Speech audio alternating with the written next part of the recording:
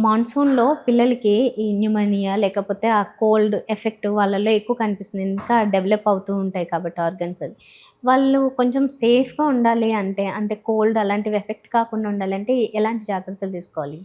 అంటే basically cold కన్నా గూడా మాన్సూన్ టిప్స్ ఏంటంటే, మాన్సూన్‌లో మస్కిటోస్ ఎక్కువుంటాయి.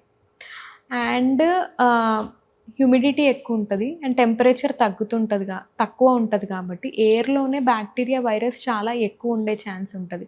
సో, ఏంటి అంటే కొంచెం ఔట్‌డోర్‌కెళ్ళినప్పుడు మాస్క్ పెట్టుకోవడము, and full hands, full legs clothes ఏసుకోవడం to prevent from mosquito bites. Hmm. ఎందుకనంటే మాన్సూన్‌లో మోస్ట్ కామన్‌గా డెంగ్యూ, చికెన్ గున్యా ఇవన్నీ ఉంటాయి.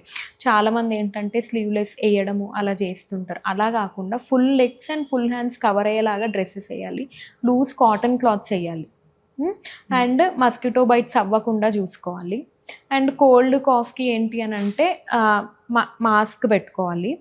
And surroundings of the home క్లీన్‌గా ఉన్నాయా? వాటర్ లాగింగ్ ఎక్కడన్నా ఉందా చూసుకోవాలి. హ్మ్.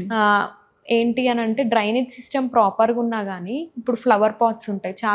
చాలా మంది ఇళ్లల్లో ఉంటాయి. ఆ ఫ్లవర్ పాట్స్‌లో వాటర్ అట్లా స్టాగ్నెంట్ ఉంటాయి. సో, అక్కడ మస్కిటో ఎగ్స్ పెట్టి బ్రీడ్ అయ్యే ఛాన్సెస్ ఎక్కువుంటాయి. సో, ఆ ఫ్లవర్ పాట్స్‌లో ఉన్న వాటర్‌ని ఫ్రీక్వెంట్‌గా చేంజ్ చేసుకోవడం, అలా చేస్తే మస్కిటో బ్రీడింగ్ తగ్గుతుంది. ఓకే. ఈ మధ్య ఒక వార్త బాగా హల్చల్ అవుతుంది. అంటే ఒక very small kid due to cold ఉన్నప్పుడు ఇంట్లోనే వాళ్ళ ఓన్ మెడిసిన్ అలా వాడారు. ఆ baby she is no more అన్నట్లు. అలాంటి సిట్యుయేషన్ వచ్చింది. ఇలా ఓన్‌గా ఏ మెడిసిన్స్ వాడకండి కోల్డ్ వచ్చినప్పుడు అని చెప్తున్నారు.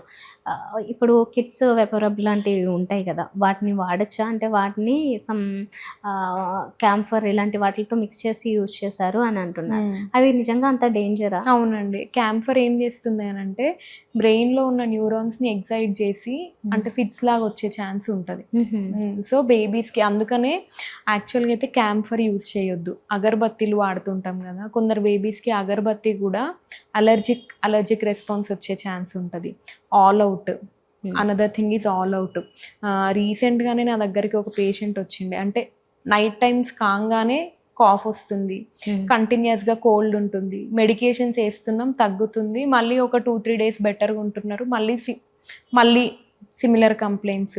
ఆ సింప్టమాటిక్ మెడికేషన్స్ వాడడం, ఎళ్ళడం. సో, అది డీప్ డౌన్‌గా మనం వాళ్ళని అడుగుతుంటే ఏం చెప్తున్నారంటే డైలీ నైట్ ఈవినింగ్ కాంగానే ఆల్ ఔట్స్ ఆన్ చేస్తారు ఇంట్లో.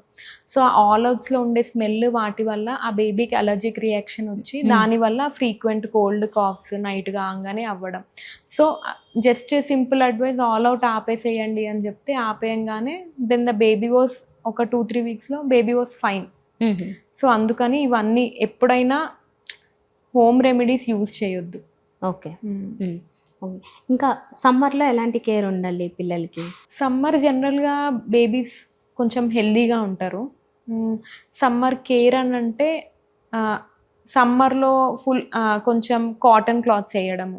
సమ్మర్‌లో మోస్ట్ కామన్‌గా ఏంటంటే vomitings, loose stools, diarrhoea cases ఎక్కువొస్తుంటాయి. హ్మ్. ఎందుకు అనంటే వేడి ఎక్కువుంటది. ఫుడ్ తొందరగా ఖరాబ్ అవుతుంటది. సో, ఆ ఫుడ్ ఖరాబ్ అవ్వకుండా చూసుకోవాలి. ఎప్పటిదప్పుడు ఫ్రెష్‌లీ ప్రిపేర్డ్ మీల్స్ పెట్టాలి. ఏ పూటకి ఆ పూట. ఈ టెంపరేచర్స్ వల్ల ఆ ఖరాబైన ఫుడ్ తినడం వల్ల తొందరగా అలా అవ్వడం. అండ్ కంటామినేటెడ్ ఔట్‌సైడ్ ఫుడ్ పెట్ హ్మ్. Not advisable. హ్మ్.